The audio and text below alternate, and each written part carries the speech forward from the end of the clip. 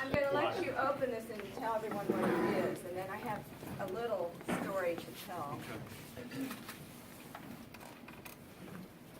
That was fabulous. You are the only one who attends, the only male member who attends ECW. Yeah, congratulations, ECW. The 30th anniversary of your ordination,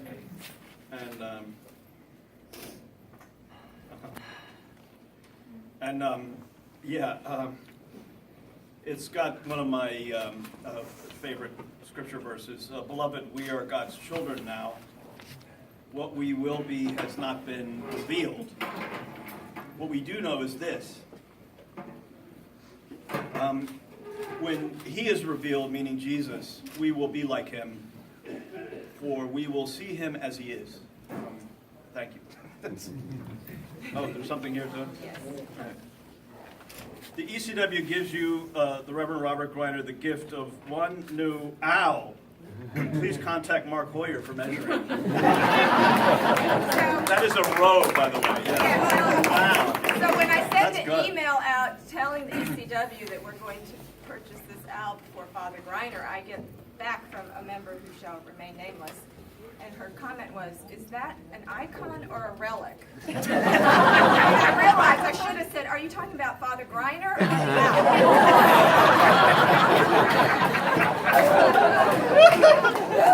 We also have one more thing for you. Oh my goodness.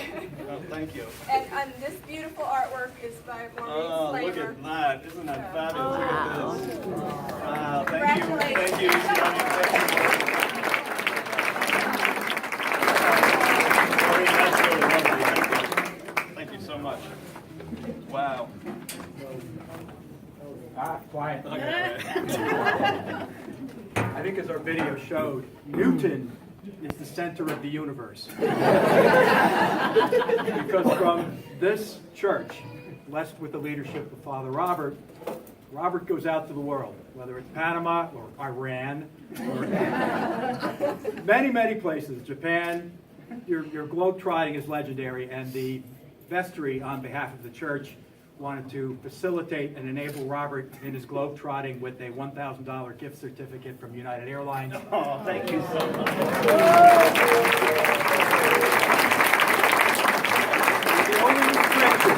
The only restriction, please do not go to Papua New Guinea to celebrate dinner with the cannibals. All right? I'm not sure I can abide by that. Thank you so much. My goodness, what a production. Keith, that was splendid. I know that you put a lot of work into that, and I really appreciate it. It was way beyond anything.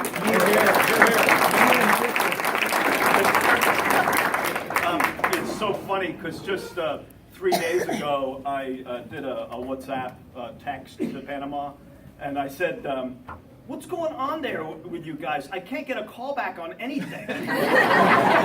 So like I kind of shoot them a new one, and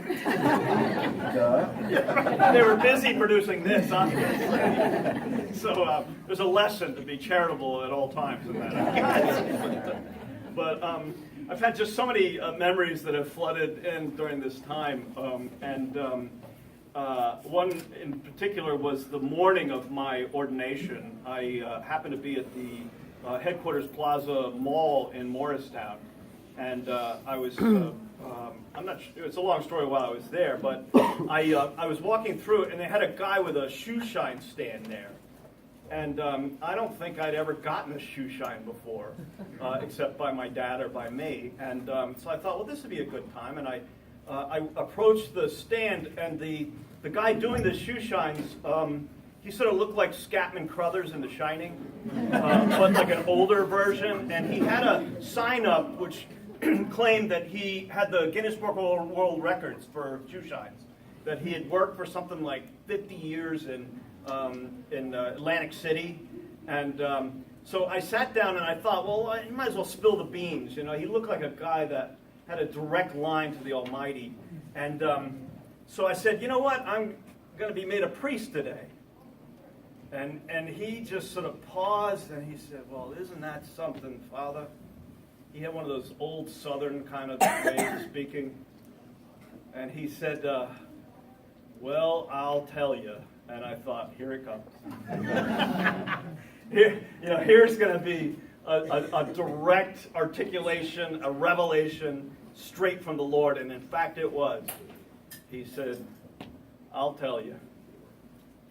He said, when you're dealing with the public, you're dealing with a mess. And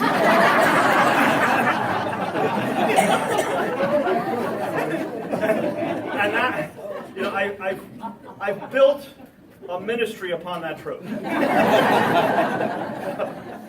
But to sort of trump his wisdom with that of Scripture, one of my friends texted me a part of 2 Corinthians, one of my favorite parts of Scripture, that said that we have this treasure, the treasure of the gospel in clay jars, or the old, more poetic version was earthen vessels.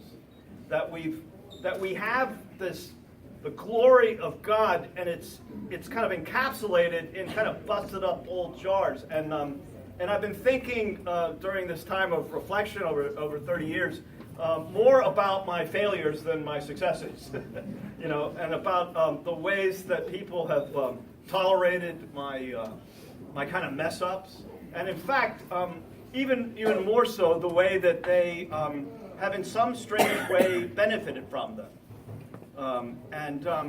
It made me wonder if maybe God had done more with my weakness than my strength. St. Paul says that God's power is made perfect in weakness. You know, that somehow in this cracked vessel that is your rector, you knew I was cracked. You know, that the glory of God was more evident than if I brought some kind of perfection to the table, which surely I do not.